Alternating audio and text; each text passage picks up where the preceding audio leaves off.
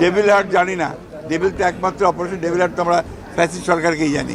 বাংলাদেশে ছাত্র জনতা ফ্যাসিস্ট হাসিনা সরকারকে উৎখাতের জন্য একটা অভ্যুত্থানের মধ্য দিয়ে অর্জন করেছে এবং সেই সফলতা অর্জন করেছে।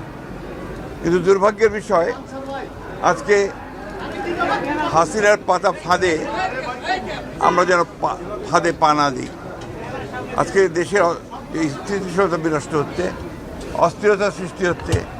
এর জন্যে সম্পূর্ণভাবে হাসিনার যে ফ্যাসিস্ট যে রেজিম ছিল সেই রেজিমই তার জন্য দায়ী। আজকে আমাদেরকে অত্যন্ত সাবধানতার সঙ্গে পা ফেলতে হবে। এই যে সফলতাকে আমাদেরকে সফল করতে হলে আমাদেরকে অত্যন্ত ধীরে ধীরে এগোতে হবে। একটা অন্ধকারকে দূর করতে হয়, একটা অন্ধকারকে দূর করা যায় না, তাকে আলো দিয়ে দূর করতে হয়।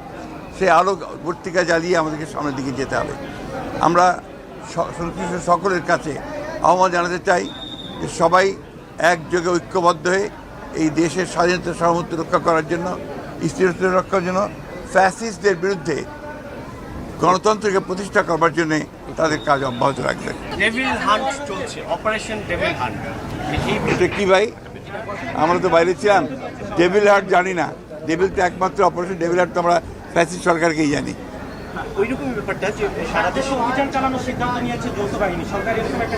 এতদিনের পরে এতদিনও একটা বোধোদয় হয়েছে